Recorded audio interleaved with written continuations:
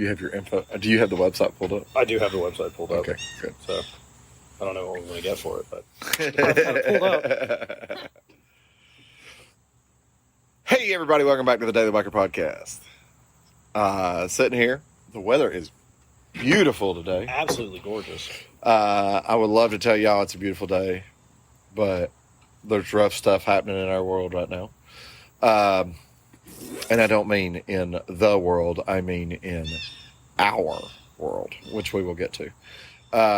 But as always, I have my PO, the one that keeps me out of jail most of the time, Miss Muffin. Hello. And I have Miss Muffin's superior, Stephanie.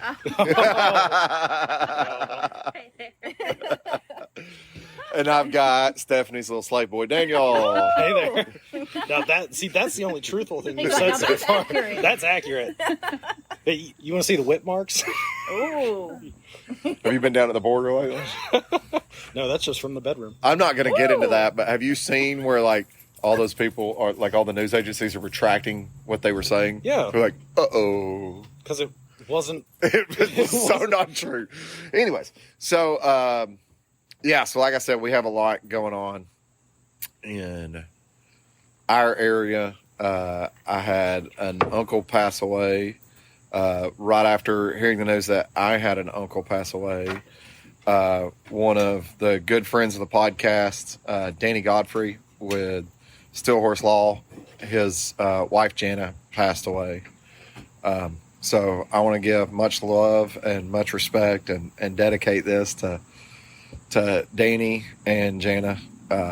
Just know that we'll always love you and we'll always remember you, and Danny will always be thinking about you. So he does a lot for the motorcycle community. He does, yeah. And anybody in our area that has been to any bike night, they know who Danny is. Yeah. So You always see the Steel Horse Law. They're everywhere. Yep. So, yeah, just want y'all to know that we love you, and she'll always be missed. So, and then other friends in the area, we don't know details, so I won't go into anything. I don't think I will on the podcast at all, anyways. But other friends that aren't with us anymore either. I mean, fresh news, like 20 minutes before we started this podcast. So, that being said, we're going to try to uplift this a little bit and Yes, please. talk about motorcycles. So, I've been seeing a lot of buzz, and I don't know what it is. And if you have MCN's website pulled up, you might be able to click on one of the articles about the CBR series of the new 500s. I keep seeing a lot of press coming out about the new 500. Mm-hmm. Is it, I mean, did they do something with the engine? I don't think that they did anything specific with the engine. I think it's just a new iteration of it. Because if you look at Honda's lineup for all their motorcycles, they have the F model, the R, and then just, I think, an X. They got an X. So you have all these different, the same engine, same platform, just different variants of the same bike. Yeah. But, because if I recall correctly, the 500 is a twin. It is a parallel twin. But I mean, looking at some of these bikes, I think what's happening now is the technology from the double R's, the previous generation of the Fireblades is kind of going down into the smaller CC platforms. Well, is it going down, or is the technology coming back around to the smaller CC platforms? The only reason I ask that is some of that technology was developed with the 125 and 250 two-stroke race bikes. Yeah. I think a lot of it, though, is once it hits you look at the 1000 double R, you're talking about a $15,000-$20,000 motor in the past couple, in the past 5 years. Now, not like an early 2000s, obviously, that was different, but you're looking at a $15,000-$20,000 motorcycle when you look at the CBR 500s. But I want to say Pull up the article here. Oh, I think they're like around the $5,000 mark for a brand new one. Yeah, between 5 and 10, depending on which variant and which model you get. I don't think they're close to 10. I think they're way under 10. But around here too, it's hard to judge because we have a dealer that sells them so cheap. That is true. That is very true. So, but it's rather interesting that the 500s in themselves, being either the CB 500F or the CBR 500, they're getting a lot of attention right now on motorcycle news outlets. Yes. Well, it's a newer iteration. And, because Honda has the 300, which is a single cylinder, the 500, the 650, and... Did they get rid of their 600? No, they still have the 600. Sorry, Well, no, I know they have the 650, but I heard they were getting rid of the 600. They were going to step from a 600 to a 1000. Which, did you see? What is it? R7? Yes, I saw that just got released. The new ones, they were talking about them earlier in the year. And they drop the 600? Because a friend of mine posted something about, I think it was the 600, but in a full race platform, and that might be what it is. The 600 is just a full race platform bike, which makes sense. It's got race plastics and everything. That's really what it is. Everybody uses them on the street, but all the 600 class super sports, the 4-cylinder 600s. Those look really delicious, actually. Dog treats. Try one. Go ahead. I'll feed you one. Those look like sesame sticks on top. So, I'm trying to find something here on the R7. I don't know why it's not pulling up. There we go. Did you get something? Yeah. The listeners are breathless with anticipation. Well, it looks like the R7's still track oriented, but I think more streetable than the 600s. I think that's because it has ABS that you can't turn off. It's still a 4-cylinder. Pre-tax price of $9,000. Wow, that's pretty good. I mean, for a sport bike of any variety. That's crazy. And then comparing it to the MT line, which is their naked sports. Well, and you really have to wonder what racing in general is doing to motorcycles, because when most everybody thinks about motorcycle racing, they think about those bikes. They think about the 600 and the 1000 series bikes. And that technology, like how you were talking about coming out of racing and trickling down and all those types of things. Same thing's happening with the bagger market too, though. Because of the King of the Bagger series, they're starting to pay attention to those things. And a lot of that stuff currently is still aftermarket. But who's to say that what's aftermarket right now is not going to become production here in a couple years? Well, I think a lot of big manufacturers look at what the aftermarket's doing and seeing where they can add packages on to their bikes, from the dealer. Say, look, this is what people are buying. Here's an opportunity to maybe push this specific item. These are the things that people want. I mean, just look. I mean, adjustable suspension. Yeah. For a majority of motorcycles is probably in the past 5 to 10 years having a fully adjustable suspension. You didn't really have it on majority of production motorcycles? Well, I mean, the new Sportster, inverted front suspension. Yeah. Adjustable. Going dual disc Brimbos. Have you guys gotten any of those in the shop yet? We still have I know we were talking about it last week. Yeah, I don't know what's going on. The plan was to get one sometime soon. I wasn't sure when they were going to roll them all out. We've been told it's on a truck headed for us. I feel like that truck driver is taking a nap somewhere. Wait, is it USPS delivering it? Probably so. Well, it's got to go back to the hub, and then it's going to come to you. Yeah. Then go to another state, and then come back. Well, what it is, it's going to be on the truck. They're going to drive it by. I'm sure tomorrow morning somebody's going to go into work. There's going to be one of the little notes on the door where they tried to deliver it. Yeah. Well, we saw that your hours of operation were from 8 to 6, so we got there at 7:30. That sounds about right. Sorry, we missed you. Just want to clarify. It's 9 to 6. Don't shut my shop at 8 o'clock. I'm not going to let you in the door. And that's why they don't have a new Sportster. Although I'm really curious to see the new Sportster and actually ride one. I'm curious to ride one. Unfortunately, the first couple ones we get, I'm not going to get to ride. Are they pre-orders? Yes and no. We have people that are ready to do it. Yeah. They just want to put their hands on one. Well, it's such a different bike than the previous 100%. iterations. 100%. I'd really like to see just put an old Sportster next to the new Sportster and just Well, go back it's and in forth. it's in a different world too of riders because, you know, compared to the Pan America, those guys they pay attention to what is in print and in video and on podcast. Yeah. And the guys that ride those bikes are extremely knowledgeable and highly respected. Yeah.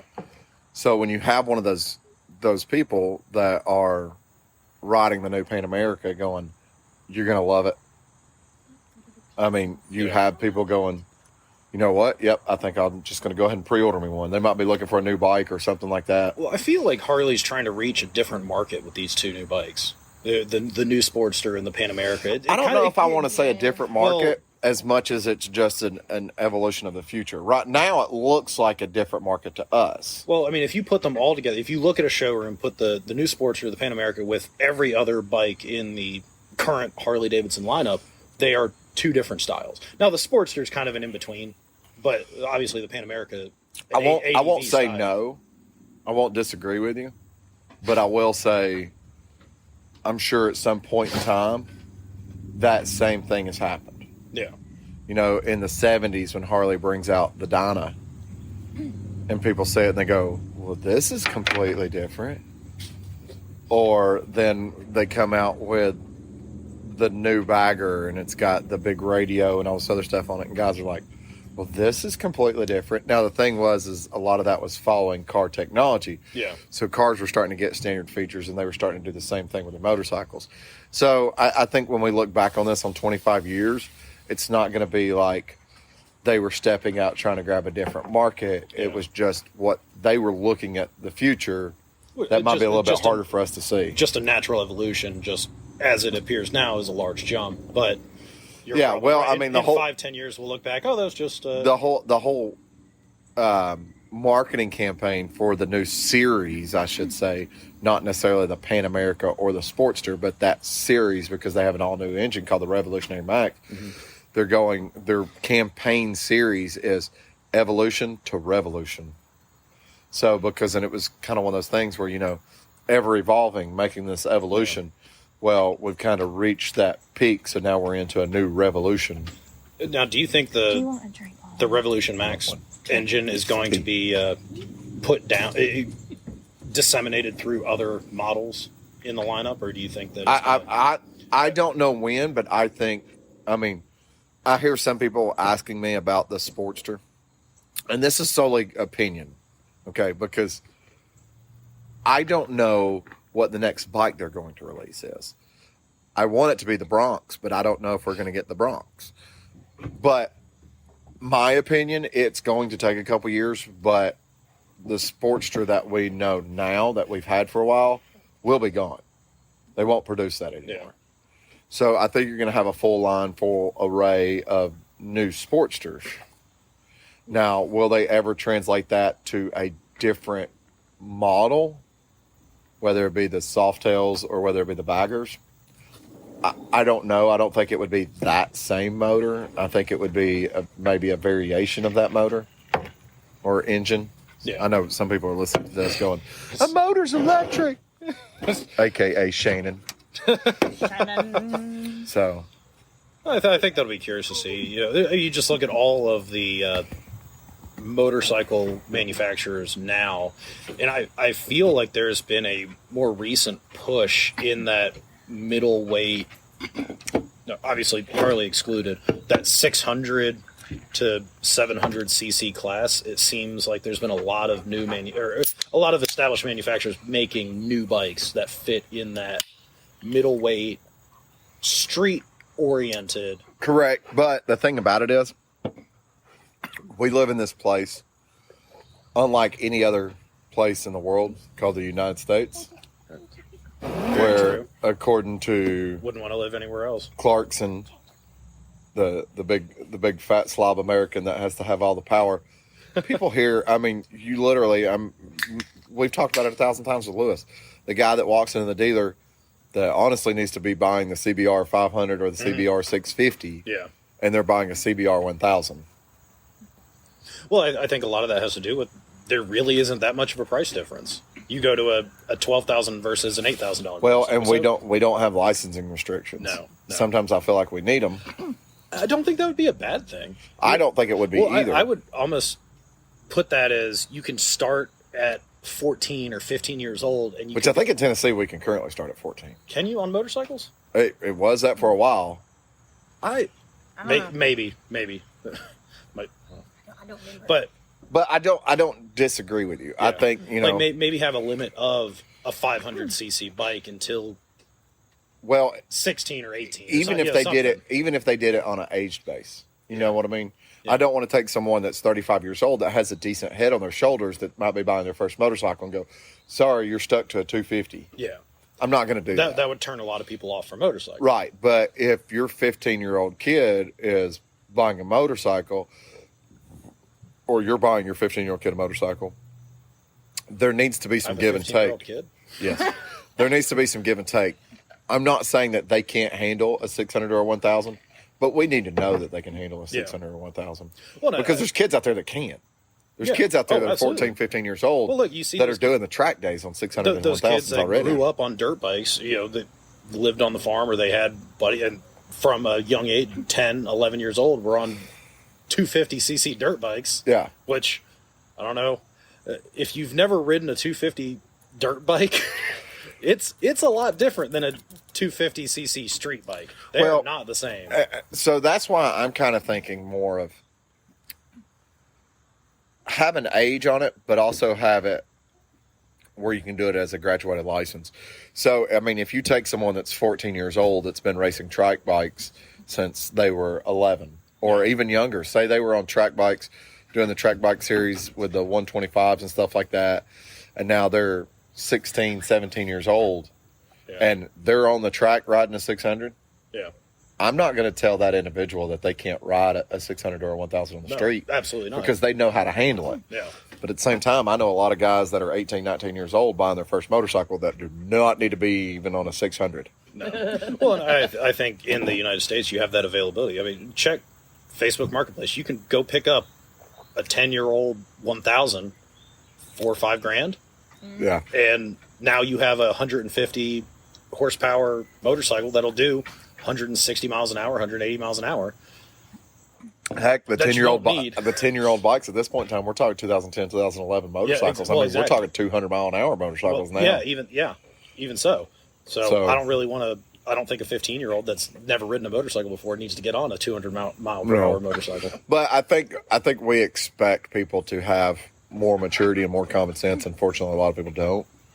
That is very true. Yeah. And I've always wondered about this too. In the United States, I feel like there's not very many training sources, places to go and learn. Obviously, you have the MSF courses, and they do advanced and more extreme courses. That depends on what state you're in too, though. Because Georgia, you have to get a permit before you can get a license for motorcycles. Yeah. Okay. I didn't know that about Georgia. Yeah. In Tennessee, if you live in Tennessee, as long as you're breathing, you can get a motorcycle license. I'm not even sure if you have to be breathing to get a motorcycle license. You do have to do their riding test at the DMV if you haven't done the MSF course. Do you want to call that really a test? No, I'm not. But there is some sort of people who pass the car test. Correct. that is true. Yeah, correct. You can imagine, yeah. Use your blinkers. All right, you've passed. All right, you passed. You got this. Can you start the car, put it in reverse, go around the parking lot? Yeah. That's pretty much it. But good job. You only hit 3 cars on your test drive. Here's your license. You only hit 10 carbs. You're good. The limit is 5, so you're good. No, I think that's something that would really make a difference here in the United States, having the availability of training courses and options. And I say that, and then no one would ever do it because it's not required.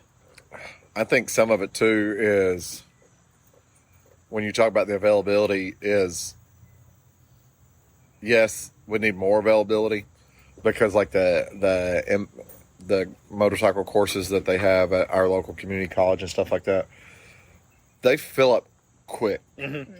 I mean, if you want to get it, you're talking in March, you're booking your class for June. Yeah. Sure. And if it rains on your weekend, guess what? That's it. You're forget it.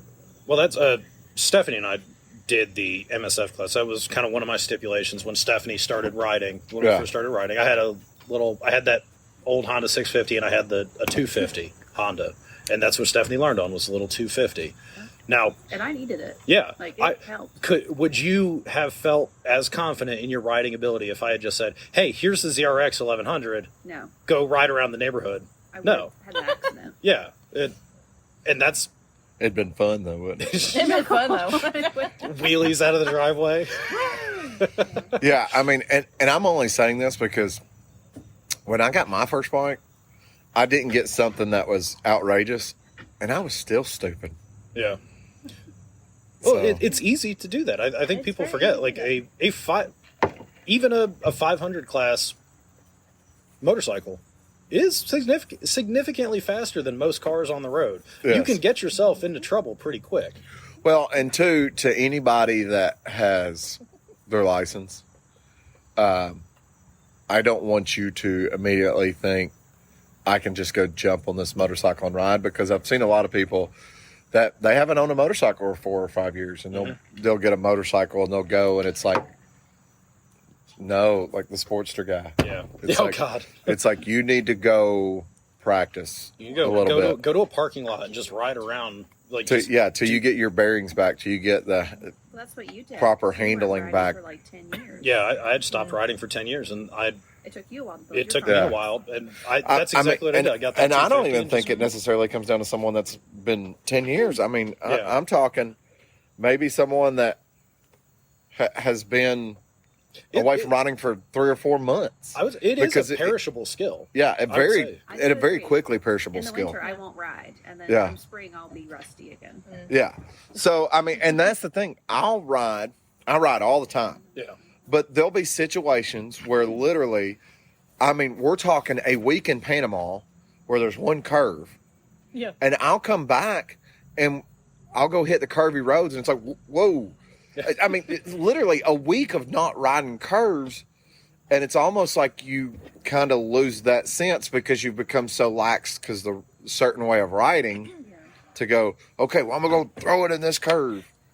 Yeah. You might want to build up to it. I mean, professional athletes don't just get out there and go. They No. warm up before they go. Practice all the time. It's an everyday thing. It's I know a lot of guys I play golf with. They go out there every single day. Even if they don't play, they hit golf balls. They go Yeah. to the driving range. They practice. Yeah. And I feel like that's something to be said with motorcycles. Just because you've been riding for 10, 15 years doesn't mean that you're an expert at every single scenario. And No. maybe there are things I that saw you... that Yeah. in the course. Yeah. Yeah, well, actually, when we took our MSF course, there was a gentleman, had to be in his, 60s? Yeah. And he almost dropped the bike. He dropped a little Suzuki GZ 250 in the parking lot doing a tight turn. Well, we have a friend. I won't say his name, but if he listens, he'll know who I'm talking about. He probably immediately knows who I'm talking about before even saying My anything. lord. He's been riding half his life. I mean, legitimately half his life. Okay. And when you talk about at 20 years old, half your life is only 10 years. Yeah. This guy's in his 30s. Okay. So he's been riding for half his life without a license. He decided to go to Georgia, or he lives in Georgia. He decided to finally get his license. Okay. He's riding the motorcycle that he's now currently owned for like a year and a half or 2 years, which he's owned the previous iteration of this motorcycle. Yeah. I mean, we're talking 20,000 miles daily riding, Wow. and he goes to take the course Mm-hmm. and he drops it. I think doing the courses and things like that, it puts you in scenarios that on a daily ride, like I think about my ride to work. Yeah. I get on the interstate. It's relatively straight and relatively flat, except for going through the ridge cut to downtown Chattanooga. And then I pull into my office. Yeah. If that's all I ever did, I would not be a very good rider. I'm Yeah. going to be honest. That's Yeah. Well, and that's the thing about it. Like if you saw, and it's really nice the way when we went up to the Dragon, yeah. because you start out with some nice sweeping curves, and I would kind of Yeah. dive bomb those curves a little harder every time until we start getting into those curves. Yeah. And I think that's why sometimes with these guys that go up to the Dragon and ride, you know, their first couple times across it, Yeah. they're warming up, they're building up, they're pushing it. I mean, they're not only warming up their motorcycle and warming up the tires, but they're also warming up their self Yeah. and their skills and paying attention to going, okay, here I know I can do this or I can't do that, and those types of things. And those guys that go up there and ride all day, that's what they're doing. Their first couple laps across the Dragon Just getting comfortable again. Yeah. Learning it again, learning how the I mean, road and we're goes. talking guys who ride it daily. Yeah. Yeah. I mean, guys that live right there that literally ride it daily. I mean, those are the same guys, though. I saw a picture the other day. Did you see the guy with the leaf blower riding the Dragon? Oh, yeah, on the sport bike? Yeah. Yes, I did. Yeah. Gobbles, brother. Lord. Well, and I mean, we noticed that in the group that we had that went up there and rode the Dragon and the Skyway. There is a wide range of motorcycle skill. And you have somebody that rides highway, they can do 1,000 miles in a day. Mm-hmm. And then you put them on a road like that, and it's 10 miles an hour. Yeah. Yeah. And it's not saying that they're bad riders. They're just not familiar with that type of riding or that scenario. So, yeah. I mean, we definitely saw that because we had guys that, you know, there was guys in our group that had been riding for years, and they're fast-paced guys. I mean, we could have jumped on the interstate, and they'd been running 90 mile an hour on the interstate like it was nothing. Yep. And we put them through that tight twisties of the Dragon.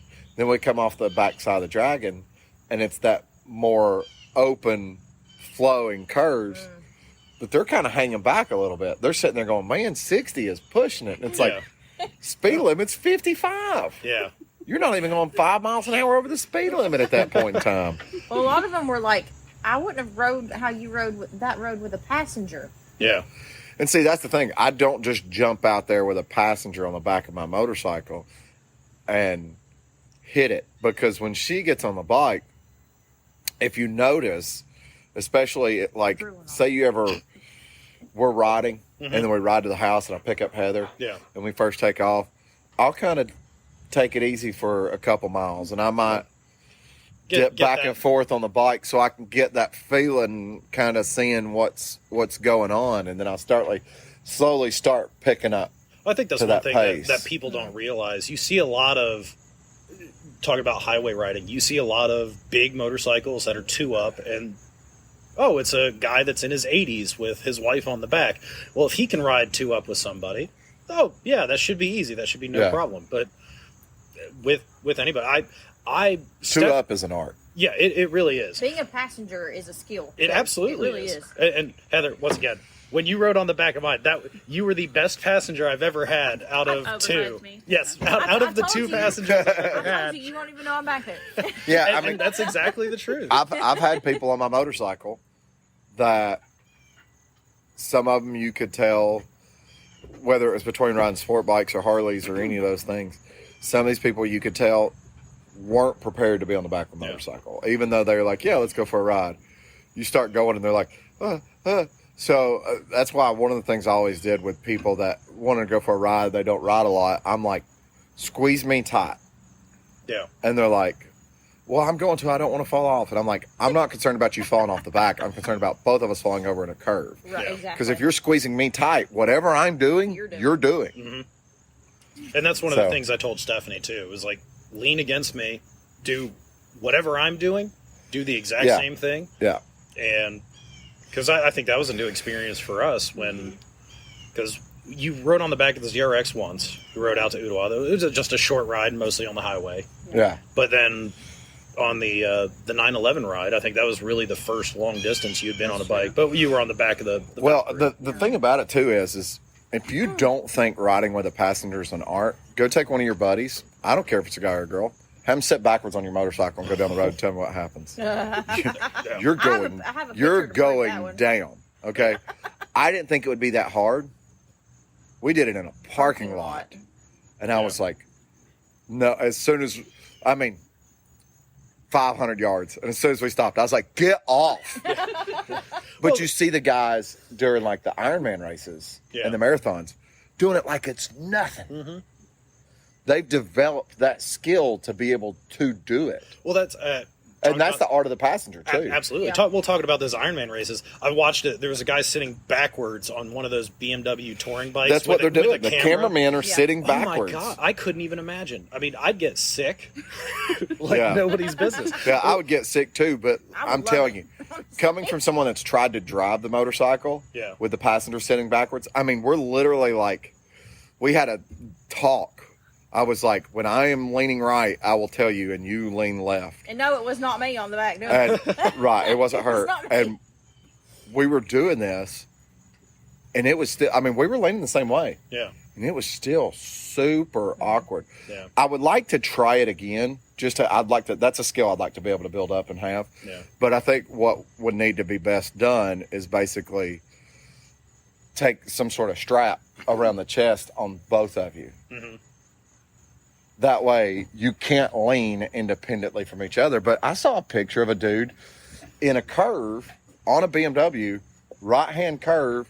The driver is, he's leaning right. Yeah. The passenger on the back is leaning the complete opposite direction with the camera out. I'm like, Oh, what wow. in Yeah. the Oh, world? That's some skill. Well, and it's crazy. You think about it too. You have a motorcycle, which let's just average 700 pounds. Just across the board. Yeah. You have two 200-pound riders. That's the way a 200-pound rider can easily throw off the geometry of a bike. 100%. And so I have a question for you. Have you ever ridden on the back of a bike as a passenger? Long time ago. See, I've never ridden on the back of a bike, and I don't know if I could do it.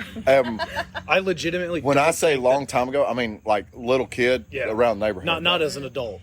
Not as an adult. I haven't done it as an adult, and I haven't done it really on open roads. It was literally around the neighborhood. Yeah, it's like Uncle Jim Bob was riding you around on his. And that was just after I got too big to sit on the gas tank. Yeah, that's all it was. See, I almost don't think that I could do it. If you don't count when I was on the back of Gadgets Grom in the parking lot of the Harley that was shop. hilarious. Well, at 2 miles an hour, Yeah, it doesn't. I still thought I was going to die. that poor little 125. I thought I was going to die. I was like, get me off this thing. And then I realized I could stand up and he would just keep going. Yeah, pretty much. The guy that's drowning in 2 inches of water. Yeah. Ah. Don't you talk about Little John like that. And I don't mean Little John and the East Side Boys. I mean Little John from Robin Hood Men in Tights. Oh, yeah. Did you forget about that? I'm drowning! I forgot about that. Everybody forgot about that for a second. That's hilarious. Now everybody's going to go look up that scene. Yeah. Yes. If you haven't seen it, That's a the great dude, what is he great in? movie. He's been in, I think he was a regular in like a TV show or something like that. I'm not 100% sure. He's been I know in- he's been in a bunch of quite stuff. But he falls off a bridge into a ditch, like not even a creek, Yeah. a ditch, and the water's 2-3 inches deep and probably a foot wide. Like he falls in it and it dams up the ditch. And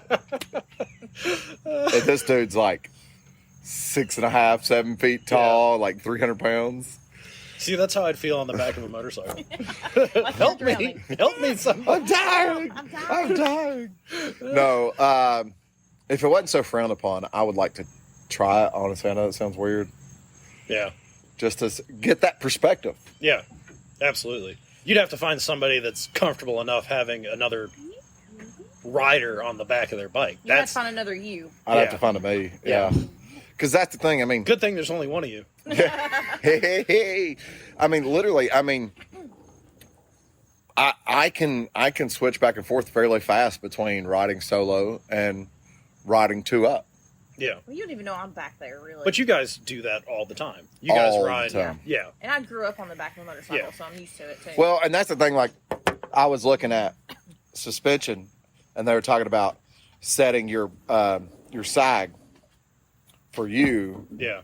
or if you have a passenger more than 50% of the time, you set the sag for you and the passenger. Mm-hmm. And I was like, what if you're like right at that, like between 49 and 51% mark? Yeah. And I was like, what I'll do is I'll split the difference and I'll set the sag in between for both of us, so I don't have to keep adjusting it. Well, I know that's It's probably not the best way to do it. Oh, well. well on modern motorcycles. It's so easy to change those settings too.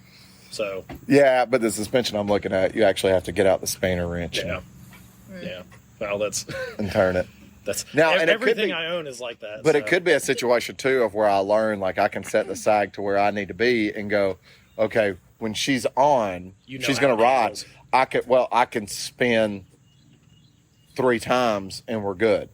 Yeah. She gets off, I spin back 3 times and it's good to go. Yeah. Well, that's what on the. I have the preload on mine set for both of us currently. Yeah. Well, see, that's what I've got on the Valkyrie as well. I've got it set to a 2-up Yeah. setting, and that's kind of what I just leave it at. It creates it makes it a little bit more firm when you're riding by yourself, but such a big bike anyway, it doesn't really make too much of a difference. Now, I bet if I did that on the ZRX and I set it for a 2-up setting and then tried to ride it, it would significantly change the handling. Well, see, that's kind of where, with the suspension that I'm looking at getting something that I have more of an adjustability to be able to firm it up.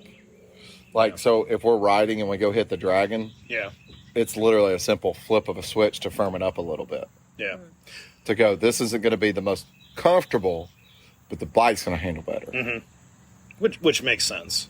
So- Makes sense. You, I mean, you need that because you got to think. Like I said, I mean, I'm not gonna guess Heather's weight, but you're gonna add anywhere between 100 and 200 pounds. That changes the dynamics of the Lot motorcycle. closer to that first number. Yeah. Well. A lot closer to that first number. Now, me, you're going to go way over that second number. I was averaging. He's averaging. Yeah, the average male is also not over 6 foot tall. Oh, we're on average then. Yeah. Y'all are unaveraged. I We're heard- outliers. We were talking about that yesterday. I was like, or was that this morning? That was this morning. We were Yeah. talking about it. I was like, you know, the average male in the United States is like between 5'9" and 5'10", and she's like, what? And I was like, so yeah. disappointing. I'm trying to figure out what part of the country these average males live in. Europe. No, our country. Europe. Oh, really? Yeah. That's Huh. weird to What me. part of our country is the average male 5'9" to 5'10"? Because around here, No, everybody's like 6 foot. yeah, at a Yeah, minimum. it- Like, if you seems meet a that way. guy that's under 6 foot, he's short. Lois. Yeah. Lewis is short. Tay. But we're not talking about guys under 5 foot. We're talking about guys under sorry. 6 foot. Sorry. I think My there's a dad- my legal dad's short, classification too. for those people. It's 4'11" and under. Of course, I guess if you're shorter than 5 foot, you're 4'11". My dad's short too. Him Oh, poor Lewis. Lewis is a dwarf. It's a shame. and my dad are about the same height. Your dad keeps talking about getting new suspension for his. Oh, yeah. He wants an air. He wants air rod. Yeah, so he I wants can air send rod. it. I think he's just going to do it in Panama. Just get it. Oh. Just get it. Keep my mouth shut. I think that'd be good for him though. Well, he's not complaining about the. He's complaining about the ride being too stiff with the because he got lower. He's Shocks. complaining about not being able to back up his Yeah, he motorcycle. can't back Yeah, it up. well, And I've told him don't park where he has to back up his motorcycle. park up a hill. That can be done. Yeah, yeah. Well, it's actually I had an issue with that the other day. I was on the Valkyrie. I parked in front of my office, and the front tire had gone off the edge of our driveway just slightly, just into the grass because I was trying to back it in. I could not back that bike up by myself. Yeah. Sitting on the bike, I could not do it. Well, there's Yeah. times you'll see with me where I'll have to actually have one hand on the handlebars and I'll reach down and almost like grab the saddlebag to get Yeah. some leverage towards the rear yeah, to push the motorcycle because backwards. it's hard to pull it back with Well, just the and you let handlebars. me get off first. Yeah, Correct. well, But also the other thing too is, especially for Bill or anybody that's in the same situation as him, you have to think a lot more independently. Mhm. Just because your friends park in this spot doesn't mean you need to park with your friends. You need to park where Park where you're it's comfortable. better suited for Yeah. you. Yeah. And Bill doesn't do that. no. Bill sees all of us doing this and Yeah. he's going to go do that too. And it's like, that's not what's suited best for you. But the thing is he sees Lewis do it and he goes, well, we're the same height. Yeah, Lewis is half your age. yeah, Yeah. That makes a difference. Well, you see Scott do it too. But Yeah. Scott is half his age. Yeah. Well, I think that too goes into the what we're talking about, skill and ability. Ride to your ability. Don't just because Exactly. somebody else is doing something. Yeah, it doesn't Correct, mean you 100%. Don't do that. Yeah. Because I 100%. see a lot of guys that go into turns following somebody else, and they're coming in pretty hot. Well, and that's the thing, like going back to when we rode the Skyway, and Blake was like, man, how fast were you going? You were flying. I couldn't keep up with you. I'm glad that he didn't necessarily even try to keep up with Yeah. it. He was riding, he knew where his limit was, and he was like, this is my limit. He's going way faster than my limit. Yeah. That's how you need to ride. And acknowledging that is Because huge. if That's you huge. know, if you're riding with someone, I want to tell you this. One of the best things you can do is make sure you know what your next destination is. Even if it's just a crossroads where you're not going to get off the bike, even if it's just a situation of where, hey, there's just a stop sign a couple miles up the road here, I'll stop at the stop sign and I'll wait for you to come up behind me. Mhm. That's fine. That's Well, I perfectly think fine. when we were riding in the groups, if group gets separated, Yeah. you just pull off to the side, wait for everybody to catch up. Well, talking about the group riding, so October 9th, we're having our next dealer ride. We're going up to McMinnville, Tennessee, and Lewis called me earlier, and he was talking to me about contacting Collins Barbecue, and I was like, it'll be okay. Yeah. And then he was like, well, what about if we get separated going across the Suck Creek? And I was like, it'll be okay. And he's like, really? And I was like, yeah, because there's not a whole lot of worry. People, I'll tell them when we turn on Suck Creek Road, ride at your pace across Suck Creek Road. Mhm. We'll meet you on the backside. Yep. He's like, well, there's this parking lot, and this parking lot, and this parking lot, and this parking lot. And I was like, dude, you're overthinking it a little bit right now. There's parking lots. Yeah. I was like, there's a stop sign and there's parking lots. As long as they don't turn off Suck Creek Road, they can't get lost. If you get lost, that means you turned off of the road onto Yeah. a side street. True. And those side streets up there are obvious which ones are side streets and which ones are roads. Yeah, that is true. Now, how far is that? Because I've never gone up It's there. about 95 miles. The cool thing about it is it's literally right through the middle of the state. That's not bad. Yeah, It's a pretty ride. it's a Yeah. really Oh, pretty ride. absolutely. Well, especially this time of year too. You get We'll the we'll trees definitely that are be changing. on back roads. Yeah. Going there, coming back. I think it's Highway 8 or something like that comes Mhm. out of McMinnville. We'll take that down to 111 to 27, and we'll come back Okay. on a fairly open Yeah. main highway. Because a lot of times when you get done, people are ready to get back. Not everybody's going to the same place, so it's kind of like, you know what? Go at your pace if you want to go. Well, I think that's something to be said too. Usually, when you're on the way back from a ride, it's people are pulling off. People are have their own Yeah. destinations. Yeah. You're not going to the same point, and at that point, you can somewhat. Well, and if you ride notice your with own the ride. maps, because what we've started doing, we've started running QR codes on the flyers for our dealer rides. Yeah. So if you have the HD app, now the QR code is based off the HD app, but if you have the HD app, when you scan the QR code, it'll automatically load it into your rides on your Okay. HD app, so you can view the ride. Well, I lay out the ride to our destination. Mhm. I don't have it laid out coming back simply because some people are going to want to go different ways. There might be somebody on that ride when we go to McMinnville that's going to go, well, I live in Dunlap. Yeah. We're 30 miles from Dunlap.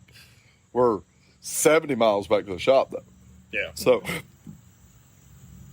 yeah, it's hard to believe Dunlap is like 50 miles I know. away from here. It doesn't feel that far, but it is. Well, so Waldo at the shop, I don't know if you've met Waldo I yet. have. Okay, so Waldo lives in Dunlap. Okay.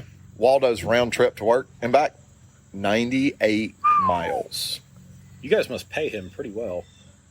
He loves what he does, man. I mean, So the answer to that is no. He His doesn't answer get to that paid is very no. well. well, he's a salesman, so Yeah. what he makes is up to him. But that's the thing. He loves what he does, working at the motorcycle shop. That was yesterday. One of the guys that I play games with online wanted to play. He was like, hey, I'm on. And I was like, well, I'm still at work. So I sent him a picture where I was in my office with my feet kicked up on the desk. I was loading stuff up on our website. Yeah. Unfortunately, we don't have supercomputers at our shop. So when I load photos to the website, I sit down for like, I'll take another, like 2 minutes between loading photos. Yeah. So I just sit there. And usually what I'll do is I'll put my feet up on my desk and I'll pull out and I'll start watching TikTok or get on Instagram or Facebook. That's usually the point in time where I'll start doing the little stuff. If I don't have a little stuff that I need to be doing, like getting stuff posted on different social media websites or stuff like that, that's Yeah. when it's like, okay, I'm just going to play on TikTok. Such a tough life for the marketing manager. It's a very difficult Yeah, job. it sounds. So, but sounds anyways, like it. so I sent him a picture where I'm sitting at my desk. I got my feet propped up on my desk, and a picture like out the door. So you see my boots, and out the door, and you see like motorcycles and people walking around and all kinds of stuff. You've got that nice corner office.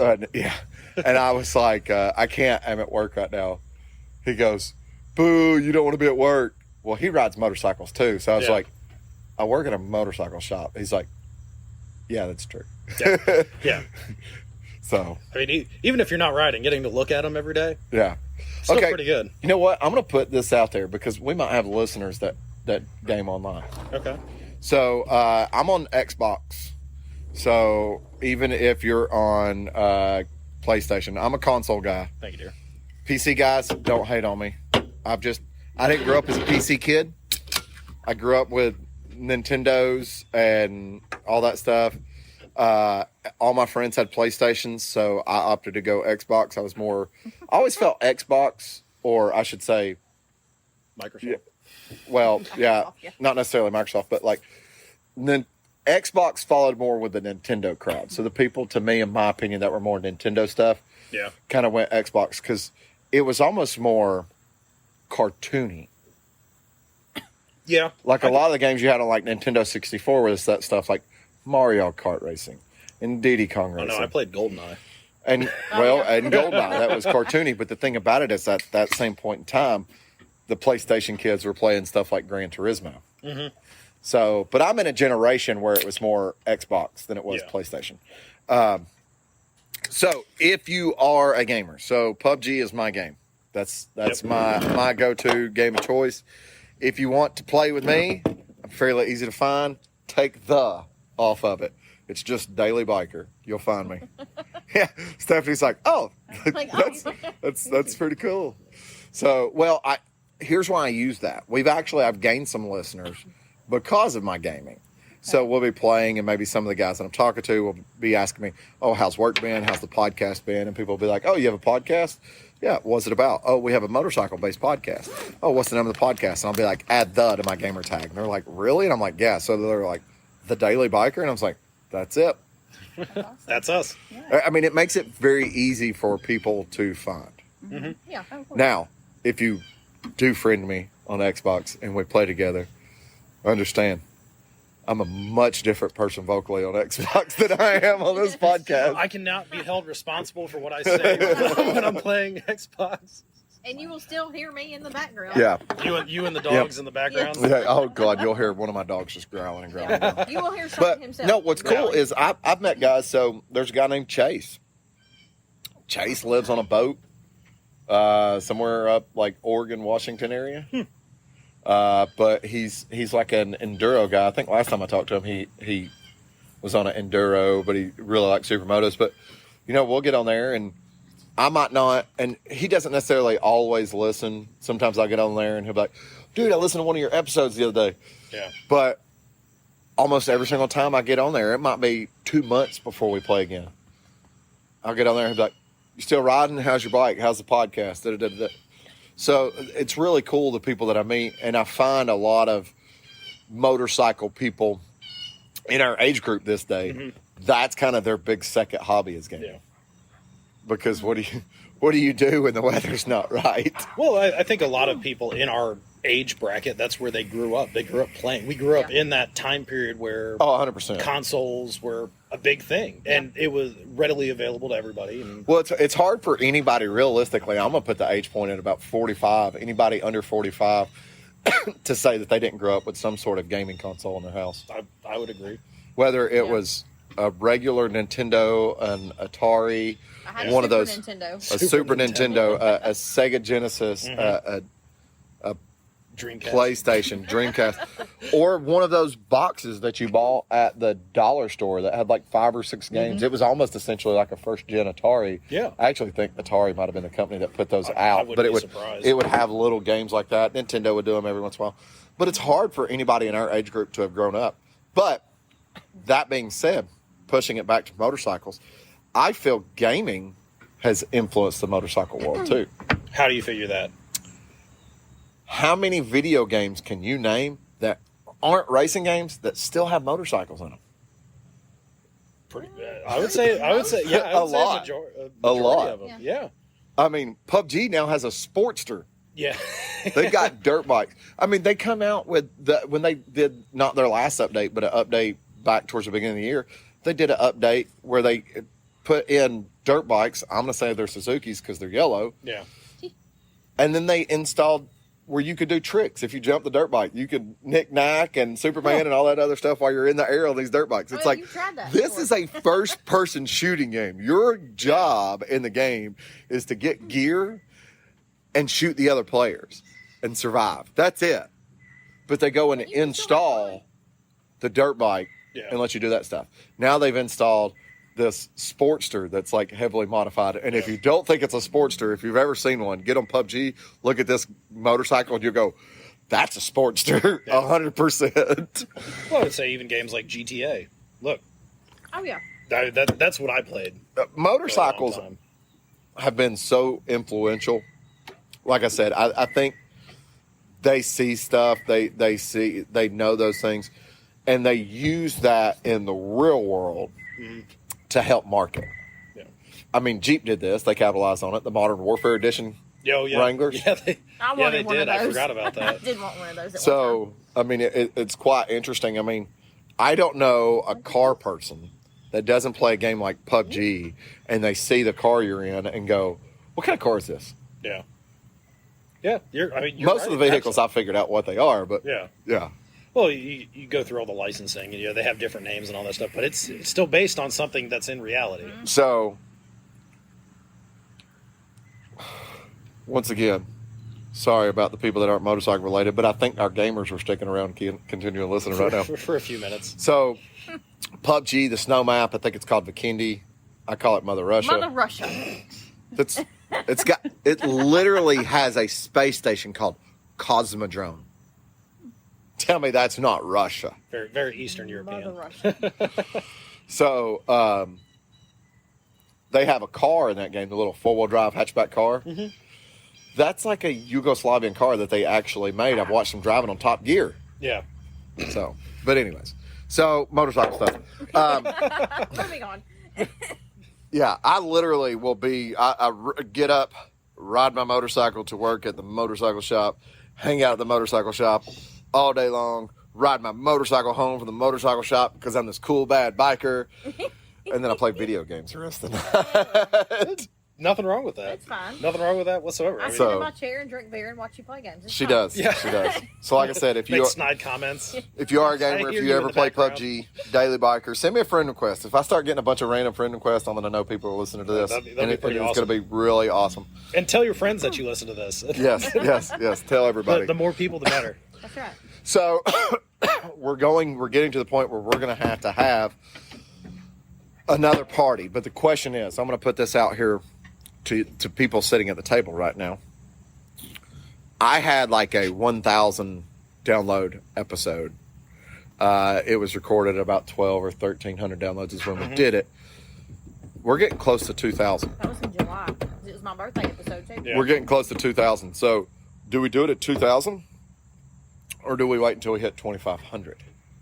Because I feel like if we wait till 2,500, then we can wait till 5,000. Yeah. Yeah. I think 2,500. 25 is a good number. Yeah. So 25. All right, so tell your friends we are less than 1,000 away from 2,500 downloads. I say by the end of this year, there's no reason we can't already be at breaking 2,500 downloads. So, We need some more sponsors. We need sponsors. yeah, Sponsors. we would love some she says we need more sponsors. We need We need sponsors. sponsors. A sponsor would be nice. We don't need money. We just want sponsors. Send us products. Okay, I've only had one company offer to do sponsorship. I turned it down because I said it was the only company I wouldn't do sponsorships with at the very beginning. Was it Indian? Nope, that was not I'd Indian. say that. It was not Indian. Which is right now is actually a great time to say we actually do have a sponsor. The people that have sponsored this show from the very beginning, White Lightning White Harley Lightning. Davidson. Yes. They do. They are a sponsor. They are not only my employer, they are a sponsor. And I just want to clarify, they were actually a sponsor before they were my employer. This That's podcast true. started before I became an employee at White Lightning, and they were a sponsor. So big thank you to them. But no, like a man's grooming company. Oh, one of those. They Yeah. usually sponsor anything though. Yeah. So I'm sorry. I'm sorry to those. No, no one companies. here grooms themselves, so Well, no, I'm sorry to those companies. It's so cliche. Yeah. And there's one sponsor I want us to there's a lot this of one right yeah. here. Hang Yeah. on. I There's a know. lot of women riders out there, That's true. and I feel it's unfair to the women riders. Yeah. So the one company she's speaking of is Rockform. Rock form. So I run a Rockform case. Lewis runs a Rockform case. I run a rock Buffin form runs a case. Rockform case. they don't make one for my phone. I think Bill has a Rockform case. He does. I bet you they do make a Rockform case for your phone. They might. I looked for the LG. They did not make one. I bet you we could find it because Rockform at one point in time made attachment cases for cases. I would say I may need to go look again, but I would absolutely love that. Or you might need to get another phone. Yeah, I just got this one. He's like, I should- Well, I hate that for you. I'll just let this one die first. and there's another sponsor I want, but we'll never get that one. Yep, Dixon Dixon. Flannel. Dixon. Uh, I keep saying it. Like, you know Dixon's. Muffin. Dixon Flannel. Talking to you right now They do. because you like almost every single one of her posts on Instagram because she is Moto Muffin. Yes. And I do flannel Fridays. She does Flannel Fridays. I mean, I'm not going to turn down anything. I'm not going to say no. Yeah, actually, what I really need is somebody that has oil and filters. So every time I do service Oil on and filters. my fleet of motorcycles, Does Rock Auto do like motorcycle stuff? I don't think I so. don't think so. That's would be a But good idea. they can sponsor me too because I buy parts from them all the time But for he's my car car. parts, Oh. too. Yeah. eBay Motors. Yes. There we go. We can get everybody. So, anyways, tell all your friends. Don't hide your kids. Don't hide your wife. We're telling Hide everybody up in your here. Telling everybody. So, from the Daily Biker Podcast, I'm Marcus. I love you. Thank you. Hey everybody, this is Sean at White Lightning Harley Davidson. I want to thank you for listening to the Daily Biker Podcast. You can reach the podcast on Facebook or Instagram at The Daily Biker, or you can email the podcast at thedailybiker@gmail.com. Be sure to keep an eye on White Lightning Harley Davidson's social media pages for the most up-to-date information on all our events and where you can find the boys.